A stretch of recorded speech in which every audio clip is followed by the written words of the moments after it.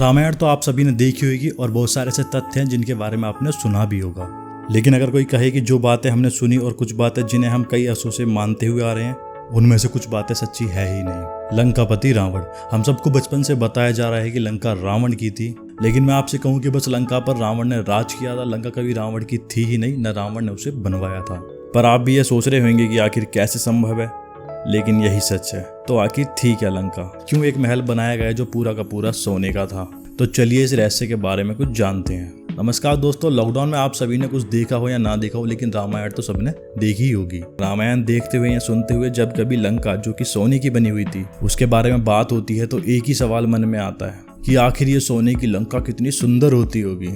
अब आप इसको आदिपुरुष वाली लंका से कंपेयर मत करना, क्योंकि बॉलीवुड की लंका की तो ऑलरेडी लंका लगी हुई है। आइए चलिए थोड़ा फ्लैशबैक में चलते हैं। देवों के देव महादेव और माँ पार्वती कैलाश पर्वत पर रहती थी। एक दिन माँ पार्वती ने भगवान से अपनी इच्छा जाहिर करते हुए बोली, हे प्रभु, सभी देवी देवताओं के पास अपने विशाल महल हैं, सभी अपने महल में ठाट बाट से रहते हैं, किंतु हमारे पास में तो कोई महल नहीं है। आप हम दोनों के लिए भी एक महल बनवाइए जो सबसे सुंदर और सबसे मनमोहक हो। वो इतना विशाल और इतना सुंदर हो कि जो उसे देखे बस देखता ही रह जाए। अब भगवान शिव जो कि माता पार्वती से इतना प्रेम करते थे तो उन्होंने उनकी किसी बात को टाल नहीं सकते थे। माता की इच्छा के अनुसार शिव जी ने ऋषि विश्वकर्मा और भगवान कुबेर के द्वारा एक विशाल और महा खूबसूरत एक महल खड़ा करवा दिया जो कि सबसे अलग था।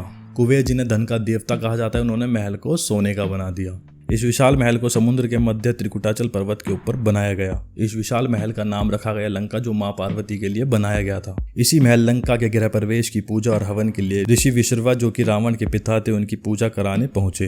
पूजा समाप्त होते ही ऋषि विश्रवा से भगवान शिव ने दक्षिणा मांगने के लिए कहा, किंतु ऋषि विश्रवा ने अपनी पत्नी की बात मानकर शिव जी से उनकी स्वर्ण नगरी लंका ही दक्षिणा स्वरूप मांग लेते हैं।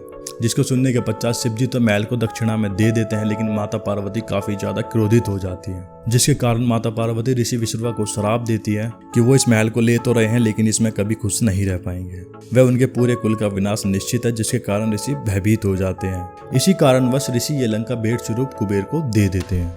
रावण एक ब्राह्मण था जो कि बहुत ज्यादा गुणी और ज्ञानी था, किंतु उनके अहंकार के आगे उन्होंने सब कुछ नष्ट कर दिया और एक विशाल राक्षस की तरह माने जाने लगे। अपने अहंकार और चतुराई के चलते रावण ने कुबेर से वह लंका छीन ली जो कि उसकी कभी थी नहीं। पर रावण की ये खुशी ज्यादा दिन नहीं चली। रावण लंका का सुख भोग ही नहीं पाया, क्योंकि त्रेता युग में जब रावण माता सीता का अपहरण करके ले जाता है तो माता सीता की खोज में निकले हनुमान जी अशोक वाटिका में पहुंचकर जब माता सीता को देखते हैं तो बहुत क्रोधित हो जाते हैं। किंतु रावण के बेटे मेघनाथ द्वारा हनुमान जी को बंदी बनाकर रावण के आगे प्रस्तुत किया जाता है, जिसके बाद रावण श्री हनुमान जी की पूंछ में आग लगा देते हैं। किंतु हनुमान जी ने भी रावण की लंका को जलाने का निर्णय ले लिया था। हनुमान जी ने पूरी लंका को तहस नहस कर दिया। उनकी पूंछ में लगी हुई आग से उन्होंने पूरी लंका को जला दिया, जिससे ना रावण की लंका कभी थी और ना कभी हो पाई। बुरे का अंत हमेशा बुरा होता है। आशा करता हूँ आपको ये सब चीजें सुनकर कुछ नया सीखने को मिला होगा। अगर आपको वीडियो अच्छी लगी है तो वीडियो को लाइक करें, अपने फ्रेंड्स के साथ में शेयर करें और ऐसी इंटरेस्टिंग वीडियो के लिए चैनल को सब्सक्राइब करें। जय श्री राम।